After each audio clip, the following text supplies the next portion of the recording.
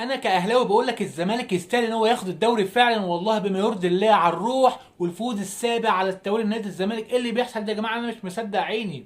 تعالوا اقول لكم على الحال، مش اي حد يقول لك والله بما يرضي الله على صبيعتنا دون اي تجمل. اخوكم هيثم كرة وسلمى، صلوا على النبي محمد صلى الله عليه وسلم. لو عجبك الفيديو دوس لايك والله مش هتخسر اي شيء. واصحابنا في التيك توك يشتركوا معانا في قناه اليوتيوب، وكمان اليوتيوب قال اشترك في القناه مجانا. ولو حبيت الخير لغيرك بامر الله الخير هيجي لك. اشتركوا معانا في قناه اليوتيوب يا شباب. طبعا نادي الزمالك يعني غلب بيراميدز 1-0 في ماتش يا جماعه جامد. ماتش هربان من الشامبيونز ليج تقريبا او بريمير ليج، انا مش عارف. نادي الزمالك لعب بروح عاليه قوي، انا ما كنتش متوقع كده. يعني ساب الاستحواذ، ساب الكوره لبيراميدز، وهو اللي كان بيلعب على الكونتر اتاك وبيعمل تحولات هجوميه ممتازه جدا.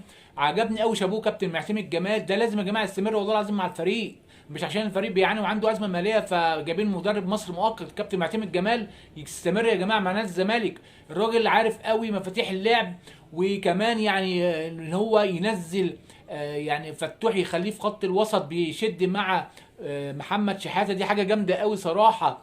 وكمان قفل على مفاتيح اللعب لنادي بيراميدز يا جماعه، بدخول فتوح مع بنتايج اللي هما الاثنين قفلوا على الشيمي خالص. محمد شيبي قفلوا عليه تماما كباك يمين. لو انتوا خدتوا بالكم يا جماعه ما كانش موجود خالص الشيبي. اضافه كمان استون مايلي، حسام عبد المجيد كان حاطه في جيبه استون مايلي وهو محمد اسماعيل. شابوه بجد والله. وعبد الله السعيد شوف 40 سنه وبيرجع ويدافع، شفته كتير عند منطقه الجزاء نادي الزمالك.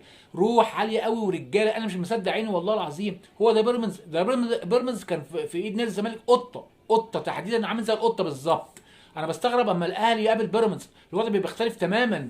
وتحس ان هم سو اكسايتد ومتحمسين وغلاوين قوي بتوع بيراميدز دول. مش معنى سبحان الله قصاد نادي الزمالك قطه سيامي خالص، جميله خالص. مش ممكن يا جماعه، ايه ده؟ بجد ماتش يعني للتاريخ نادي الزمالك. شابوه نادي الزمالك والجمهور العظيم الوفي بصراحه. على الوضع ده هم كده ممكن ياخدوا الدوري. الفوز السابع التوالي في الدوري يا جماعه بقياده كابتن معتمد جمال والانرجي والروح.